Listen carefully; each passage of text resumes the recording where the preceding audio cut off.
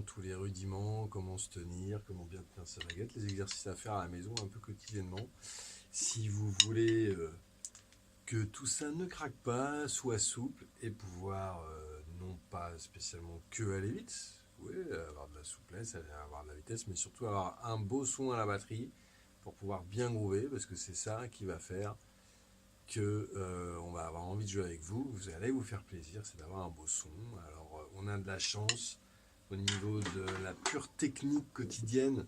C'est certainement un peu moins, on va dire, long et fastidieux que les instruments comme le piano ou le violon, qui eux demandent énormément de gamme. Nous, on a moins de gamme, mais pour autant, les poignets, ce sont des articulations très délicates qui, parce que bon, je passe pas ma journée à faire ça. Oui, alors attends, je suis en train de faire des pâtes. Si tu fais ça avec, avec ton eau bouillante, ça risque de mal se passer. Donc finalement, si on regarde bien, nos poignets, c'est pas des articulations qu'on utilise beaucoup. Et en fait, il y a 36 petits os dans le poignet. Et ils ont vraiment besoin, comme un sportif, d'être réveillés, musclés quotidiennement. C'est les choses vraiment importantes, c'est les bases. Et en fait, vous y reviendrez tout le temps. Vous verrez si vous continuez, si vous aimez ça, vous verrez que même si vous jouez très très bien, eh ben, vous aurez tout le temps besoin de vous réveiller musculairement. Et ça vous fera même du bien. Et voilà, pour garder cette souplesse, puisque ça va être en plus sur tout l'instrument, donc les instruments ne sont pas placés aux mêmes endroits, donc ça ne va pas être que les poignets, ça va être aussi les épaules, mais là, du coup, il faut vraiment avoir quelque chose de très clair au niveau de la tenue, de notre tenue sur l'instrument et de la tenue des baguettes. Donc comme je vous ai dit, hein, vraiment, on s'assoit très très normalement avec les deux pieds sur les pédales. On n'exagère rien du tout, aucun mouvement. Excusez-moi si ça bouge, mais je fais ça de façon assez artisanale avec les moyens actuels, mais ça reste artisanal. On s'assoit vraiment le plus simple possible. J'ai mon pied qui est à peu près face à ma grosse caisse. Voilà. Ce qu'on a vu en cours, c'est que la baguette, il faut à peu près la tenir au milieu. Donc, mais c'est pas un vrai milieu puisque les deux extrémités sont différentes. Ça, c'est à peu près le vrai milieu. Et comme vous voyez, effectivement, la baguette va tomber puisqu'il y a un plus gros morceau ici. Donc il faut trouver, selon la baguette que vous avez, un espèce de faux milieu où votre baguette est équilibrée. Avec ces deux doigts, là je fais une vraie pince, c'est-à-dire que si je tire, ça ne glisse pas. D'accord ?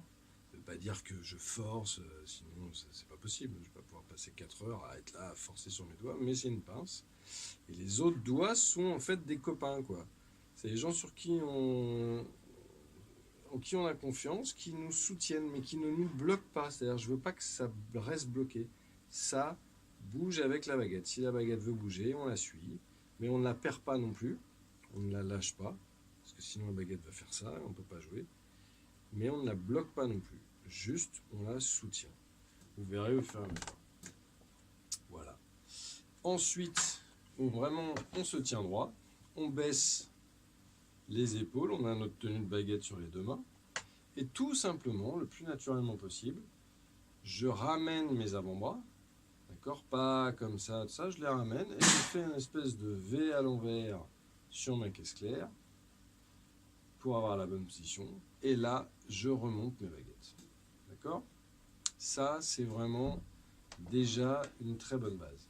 Bien évidemment, on a vu en cours qu'il faut aussi vous installer les instruments à votre disposition, c'est-à-dire que il faut que tout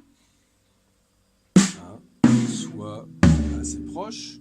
Si je vais devoir jouer par exemple ma cymbale trop loin, bah, je vais me fatiguer l'épaule. Si ça c'est par exemple trop la caisse claire, je vais taper sur mon genou avant de taper ma caisse claire, donc j'ai un bon son.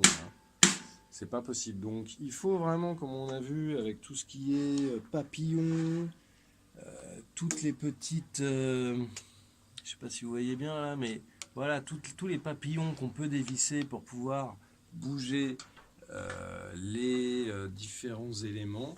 Ça, c'est à vous de vous installer. On continuera de le faire un peu en cours comme on l'a vu.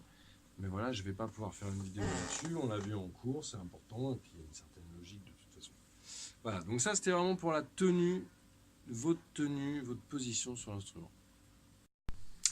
Et voilà les amis, cette vidéo, la première vidéo est donc finie. Maintenant vous savez tout sur la tenue des baguettes, la position du corps. Voilà, on se retrouve sur la prochaine vidéo pour les friser.